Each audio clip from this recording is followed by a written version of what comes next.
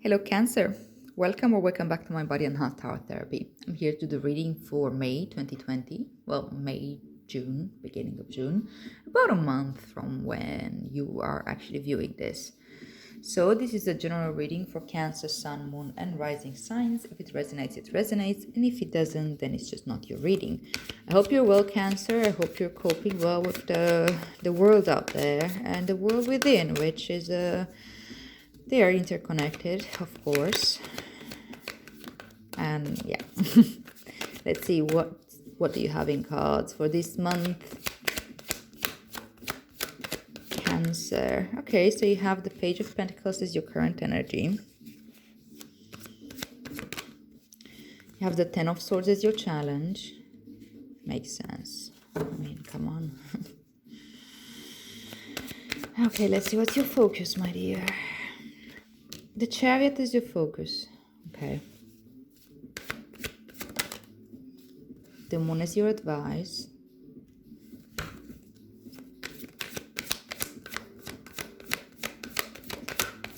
And the future energy. You've got two cards, the Fool and the Five of Cups. All right. Let's do this, Cancer. Okay, in the bottom of the deck, like the theme of your reading basically, is the Seven of Swords. All right, Seven of Swords. That's an interesting one. It's always an interesting one. The Seven of Swords, it's always about how our mind is trying to create its own safety net, in a sense, in order to create a sense of, make sense of the reality, create a version of reality. So that's generally a defense mechanism, and we kind of need it to a certain degree. Obviously, we need to have some automatic responses to certain things. You don't want to be consciously aware of absolutely everything. You need to learn your way to work. You need to learn your way home. You don't need to constantly search for it. You know, we do. In my guess, I don't know, we hold certain automation in our brain patterns, and that's great. But at the same time, we hold automation for stuff that is not necessary anymore, and it starts working against us, like our own defense mechanisms start working against us. And with the Seven of Swords, I think this is kind of what's coming up for you this month. It's necessary to look at the way your mind is trying to rationalize things that, you know, they're maybe not good for you, or you know that there's something that's good for you but you're afraid to go through, or things like this. So your mind is going to come up with excuses. It's going to come up with compulsive thoughts or obsessive type of thinking, and it's always going to be avoidant. I believe it's going to be some type of avoiding something, avoiding the core wound, avoiding what is it that you're afraid to work with. And you know what? I think that this Seven of Swords appears now because now you're ready to see it. This is it means that your ego grew to the level of health where it feels secure enough, in a sense, to be able to see these aspects of itself. Do you get it? So this is actually a sign of growth. It's also 7. That means it's a challenge that needs to be overcome to bring spiritual growth. So apparently this month you have that invitation. I see also the Chariot here as like kind of the core of your reading as your focus, which is also 7. Also, 7s talk about taking stock. They really taking stock about what is it that you carry with you. These guys, Chariot needs to be quite light in order to go on a long run, you know. And this person's carry here some swords that don't belong there. And I think that's exactly it. What is it that doesn't really belong there for you? In terms of thoughts that you've internalized from other people, maybe ideas of yourself, maybe how you should live your life, shoulds and coulds, and this kind of stuff that society keeps pushing on us. All this stuff, maybe we're internalizing other people's thought process and take them as an authority over ourselves. This kind of realm of activity is this month for you. Okay, so you have the Page of Pentacles as your current energy.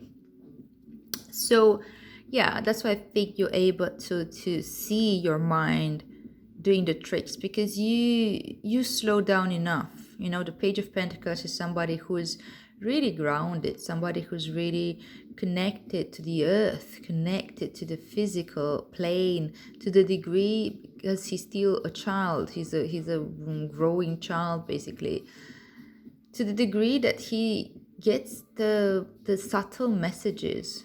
You know, children connect with nature in a completely different way than adults do. They are much more curious and wondering and adventurous. Some are maybe scary and terrified of nature, whatever. But I feel like you are in that place where you can, or you are connected deeply with nature, and you can start see the value in that, start seeing the value of being in your body, start seeing the value of being in the present moment. And this is the blessing of being in Taurus energy right now. Taurus is very much connected with everything that's sensual and physical, and it's got certain practicality around that, and understanding the physical value of things, and I don't know, routines, and how you spend your time and so on. But yeah, I think that gives you this opportunity because you're slow enough, you're mindful enough, you built enough mindfulness around your mind to hold the tension around where is your mind tricking you, instead of believing that story. But this is something that's very important. The Page of Pentacles is curious. Allow curiosity in. Do not, I repeat, do not make an enemy of your mind. Like your mind trying to, it was like a poem from Rumi, which I don't remember exactly what it says, how it is. I'm just paraphrasing here. So how crazy or drunk I must have been last night to try to steal vegetables from my own garden, something of the sort. This is kind of how it feels that the mind does, like it's trying to trick itself. And usually it's working, but now because you have this level of awareness and the curiosity and the connectedness to the physical body, you're not that much in your mind, and you're able to see when it's tricking you. So this is really, really good. Now, as a challenge, well, this is why your mind is trying to trick you, because it's trying to avoid what we call death of ego. And it sounds very dramatic, and the mind in itself, it feels almost like it has its own awareness. It feels like it has self-preservation. There are parts of your persona, parts of your being, parts of that as I said, they evolved as defense mechanisms, but you started identifying with them. You took them as yourself, which can come up in behaviors and thoughts and internalized ideas about the life and world and so on. So basically, that this is coming. This 10 of Swords energy right there in your chart. It's here. It's in the spread, whatever. And it's challenging, of course. It's challenging to go through this, to go through the death of ego, to allow an idea of the world that made sense to me for a long time to fall apart. But this is not you dying, love. This is a persona that you built. It's like a threshold guardian. It's one of those. I know it sounds very schizoid. I was actually talking to someone yesterday, and the way, if through analysis and also the way tarot splits everything on 4 planes and blah blah blah in the hero's journey, it can sound a bit schizoid, but don't mistake it. You identify with patterns that you make yourself, but they're not you. And this is something that is one of the first things that we learn in meditation. If you do, and if you connect it to meditation or mindfulness, that you are not your thoughts and you are not your emotions. These are things that come and go, and developing that stillness within and that connectedness with the body gives us an anchor to not get fooled by our minds, which is in its own misguided way at this point just trying to keep us safe, but it created like patterns and defense mechanisms that are not working anymore, and that's it. This is what's dying. And of course, as I said, you're afraid. It makes sense to be afraid. But I think that because you have this Page of Pentacles energy, which is a page still, it's quite young, it's quite, of course there's fear there. He's not a king, he's not that grounded, he's not that well developed, let's say, in order to take this with completely no fear and to know exactly where this is going to lead. But I do have a feeling that this is gonna work out just fine. I'm gonna pull out or clarify what's this Ten of Swords about, to just like get a bit of a deeper judgment. Yes, this is a 10, this is a 20. So there's a real big change in your life that is happening or wanting to happen. And it's, yeah, this like judgment can feel almost dramatic, because it's a radical change. It's a radical change, but it's also a moment of reckoning. It's a moment of, it's not that anybody outside of yourself is going to judge you. You are able to see, like to really see where you are in your soul journey. If you allow yourself to see, have no fear around it. This is the information that you're looking for. If in any way you are feeling lost, or if in any way you are feeling groundless or disconnected, or like anything of the sort, this is where you're getting your information. So your ego mind, because it's trying to protect you, has the resistance of looking at this. But I think that seriously, this is good news. Judgment is good news because it's an enabling of going into the next phase. It's growing up, it's waking up. Look at these people, they're waking up for their graves. They're waking up from the long sleep. It means that part of your soul, you're retrieving back a part of your soul. It's a moment of like rebirth and integration. Okay, so you have the Chariot as your focus, and as I was saying earlier, sevens are generally taking stock, and the Chariot is a great indication that you truly have everything that you need in order to. Yeah, sorry for the tilted view. My tripod is actually broken. I'm trying my best here to still use it until the new one comes, but with the COVID and everything, deliveries are not as normal. All right, so the Chariot is like telling you that, baby, you've got it. You've got everything that you need, and you have got the physical resources to move forward, and you have the understanding and the safety. You have the understanding of the shadow and understanding of the light. You have the understanding of the dynamics between the two of them and how they're complementary to each other. How you understand duality in order to transcend duality, if that makes sense to you. You've got the pure heart and you're guided by the divinity. So this is moving again into the next step. It's really moving into a completely different phase of your developmental journey, development of your consciousness. Up until now, you've been maybe working on really, growing that ego to the degree that he is able to accept a bigger reality than itself. You're finally, like in Jungian terms, you're finally getting to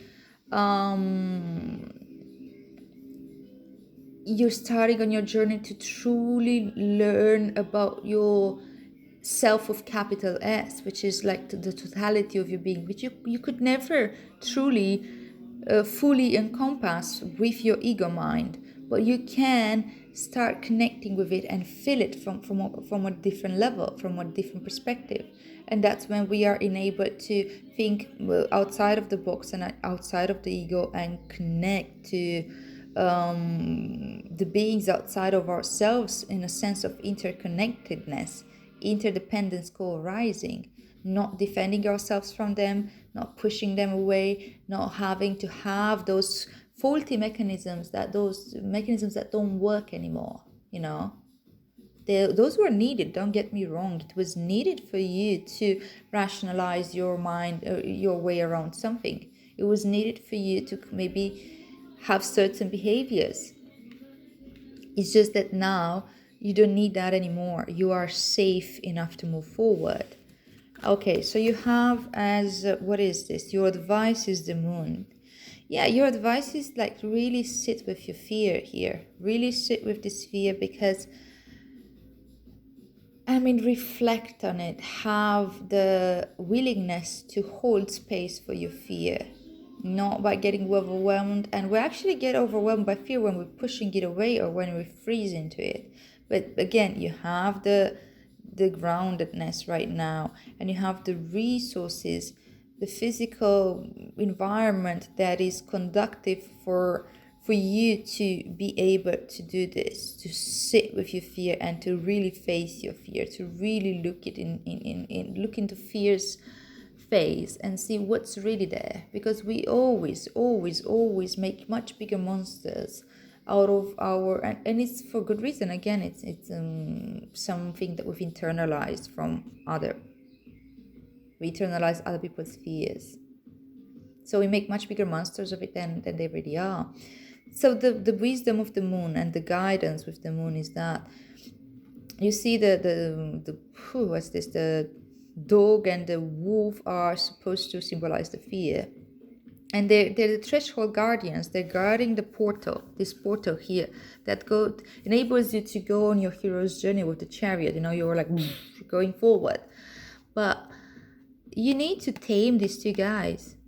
This little crab over here was just like living its natural environment in order to go all the way to the mountains. It's terrified. It's terrified of these two creatures that seem to be of a different world. The thing is that you can make them your friends. They become your allies once you actually engage in this sense, with curiosity and with grounded awareness, with mindfulness around it, and with willingness to be present. That's all that you're asked to do. And these two guys are gonna accompany you, and you will understand how to work with your fear, how to take your fear into your heart and move forward. You're not supposed to be fearless. We're supposed to understand the fear, to really taste it, in order to know when my life is really in danger, or when am I overstepping boundaries that I'm not ready to cross, or things like this. We need the fear to guide us. And it's interesting that one is a dog, which symbolizes loyalty, and one is the wolf, which symbolizes instinct and pack and support.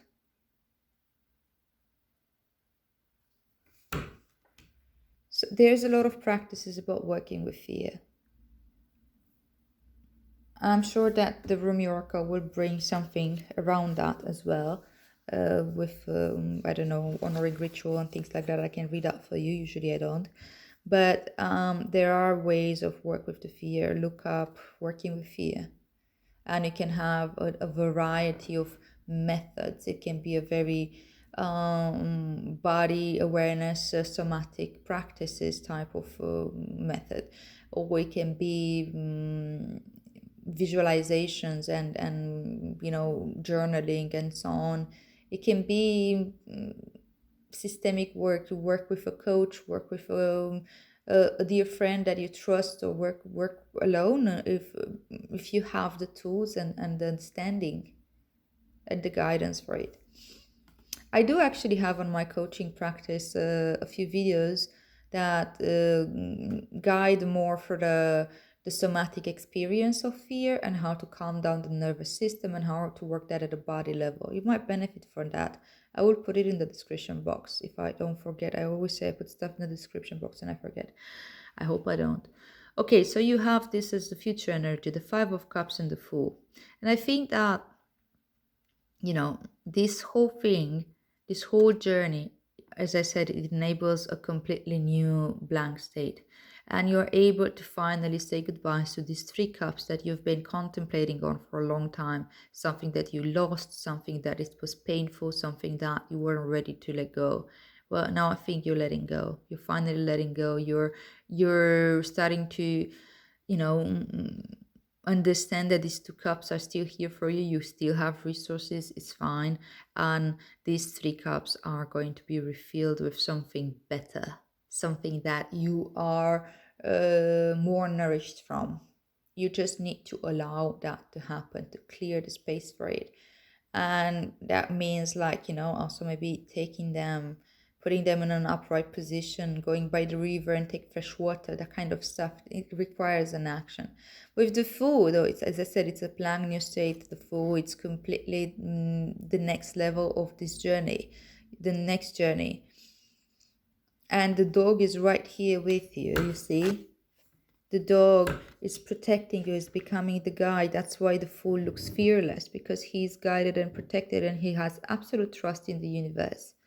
He's like, whoo, looks like hi. That's why there may be dangers out there, but he knows that he's being guided and he doesn't doubt for a second what the universe has in plan for him.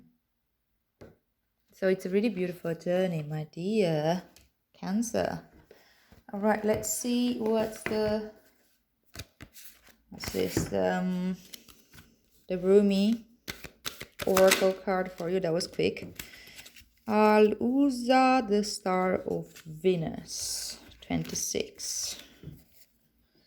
All right, let's see what's that all about. Okay, so the poem from Rumi says, I am the pure light, my son. I am not a handful of worthless dust. I am not just an empty shell. I am a regal pearl formed in this world. Close your eyes to see and become aware of me. I just love this. Close your eyes and see and become aware of me. It's not with your mind, it's not with your eyes, it's with awareness that comes from a deeper place. Perceive me with eyes that see the unseen. Come into the mystery to find me. I am a carefree visitor here for you. Okay, that's an interesting one. So it says that the Star of Venus is the great androgen, neither solely masculine nor feminine, but an integration of both. The power it bestows is mighty and based utterly in love. You see the chariot here, it's got the black and the white. The black signifies feminine energy, the white symbolizes masculine energy.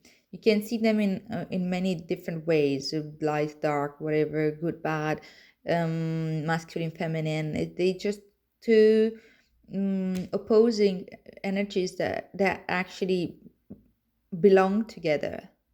And I think that's the thing, like, it's not but one or the other, but integration of both. That's what keeps this chariot moving. When the star seeks us out, multiple blessings are bestowed on. Our spiritual growth can be accelerated in ways that may be quite dazzling and surprising to our more limited mindset and belief systems. With great blessings, great growth is possible. However, the blessings don't go forth for us making it magically happen. They give us the oomph we need, the power and the opportunities and assistance. Again, is the chariot. And assistance. Wait, where was I? Okay, and assistance we need, yet it is still we who take the journey. The great spiritual journey for all souls at this time in Earth's history is the journey from duality to oneness. Many are signing up for that wild, loving adventure. This oracle has come to you as a reminder that you too have been granted a ticket for that journey. Sorry, I just love that it says the great spiritual journey for all souls at this time in Earth's history is the journey from duality to oneness. And I think I touched right on that. earlier. This journey of oneness is not about denying duality, but about experiencing it as an expression of one love.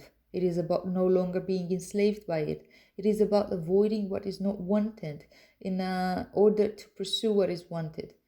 It is about embracing the all, of finding the freedom and joy originally sought, but now through a path that takes you into joy and freedom existing within.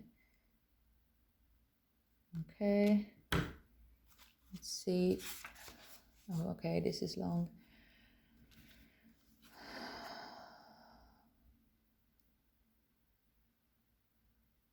So does this mean you should not feel fear, hate, or anger? Okay, I jumped a few stuff, but we're gonna catch on that, and I like that it's right there with the moon as your guidance. So let's go with it. Of course not. Venus denies no experience.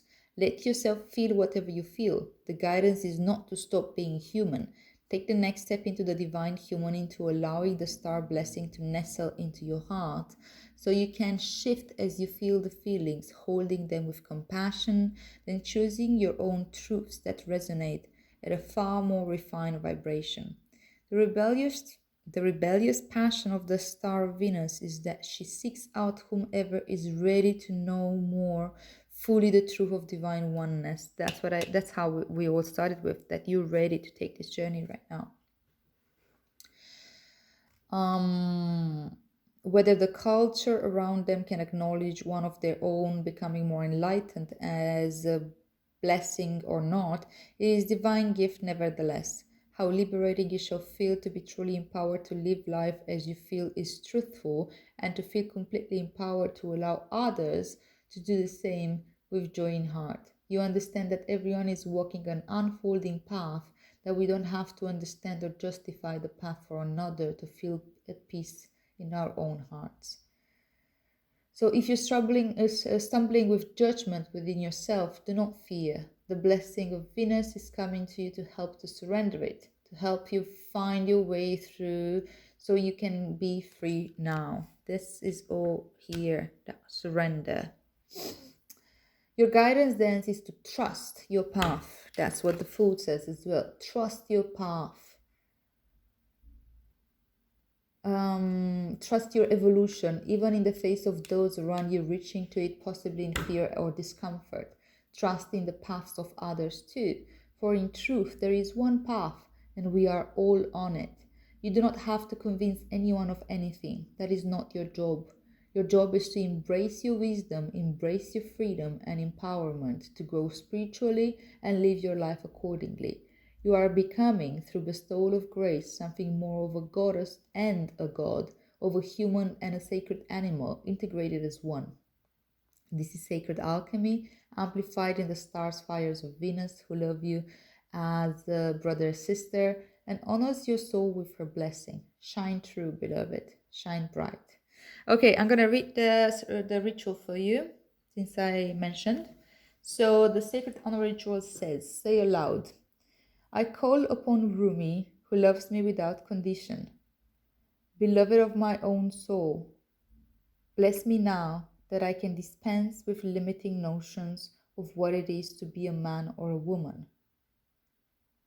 That I can become freer to live as one integrated being. May my relationships become richer and freer, empowered and healing. Al-Uza, shining one who loves me beyond any condition, may I live truthfully in the light of you, great star of Venus, in your infinite wisdom, love, and conscious grace. Through divine mercy and unconditional love, this healing is now begun. Place your hands at your heart in prayer position and bow your head for however long feels right to you. When you are ready, just say thank you and you have completed your ritual. All right, my dear Cancer, I hope this makes sense to you. I'm very excited for this. It looks like quite a journey, but it's up to you if you're gonna take it or refuse it. I really urge you to sit with your fear and trust. That's the biggest message that comes here.